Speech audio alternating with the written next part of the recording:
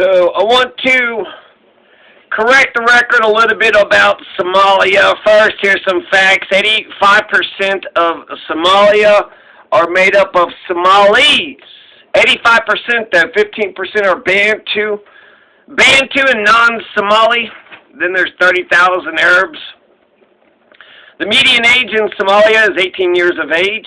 You have about 12 to 15 million souls in Somalia. The size of Somalia is about the same size as Texas. So I want to make a correction about Somalia. Essentially, I had some minor details that were off, but my overall conclusions were 100%. So, you had Joe Biden become president on January 20th. January 15th, 5 days before Biden, was the planned withdrawal out of Somalia. Donald Trump is going to get out of Somalia. All 700 troops are going to get out of Somalia January 17th. And they go to Ethiopia, Kenya, Djibouti.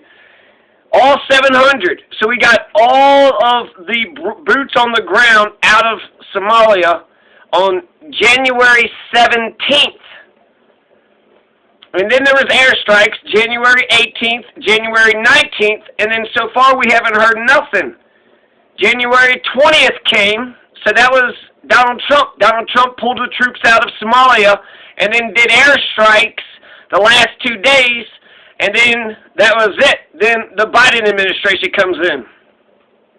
Since then, we've had no boots on the ground in Somalia and no airstrikes, no Biden bombs. But we got Biden boots. And this is terrible news. This is terrible news because this means we reinvaded 2 weeks later. February 1st is when they put brand new advisors, military advisors. And they won't say exactly how many military advisors are there.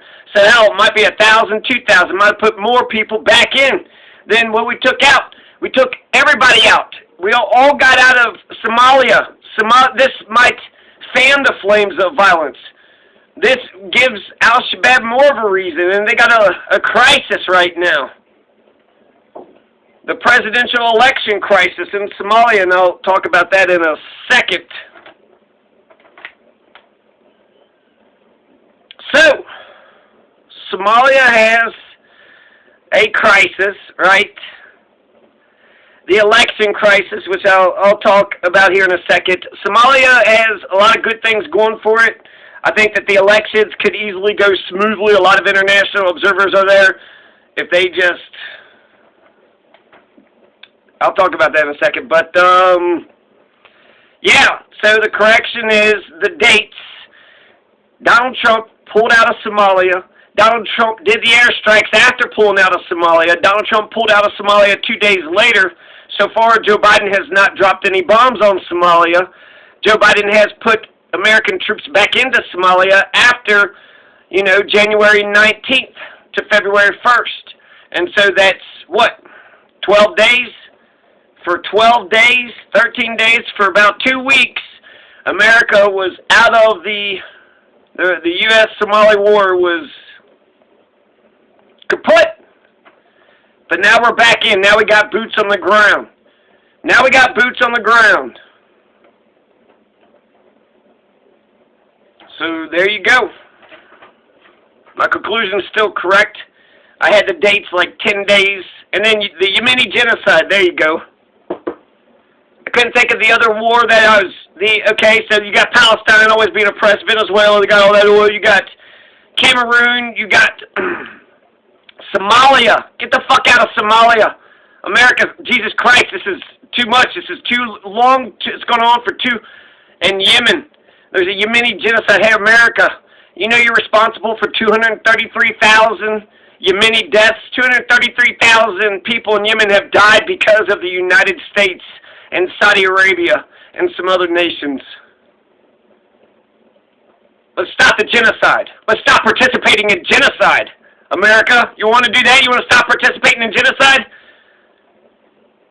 Stop the war in Venezuela. Stop the war in Palestine. Stop the war in Cameroon. Stop the war in Yemen. And stop the war in Somalia. No, Joe Biden. Airstrikes should be plenty. Airstrikes that means you got the airspace. You need boots on the ground too? I think it's a bad idea. And after the election, I think it's a bad idea. So anyways, Yemen. That was the war I couldn't think of, but that's an ongoing genocide, so it's kind of... Anyways, peace.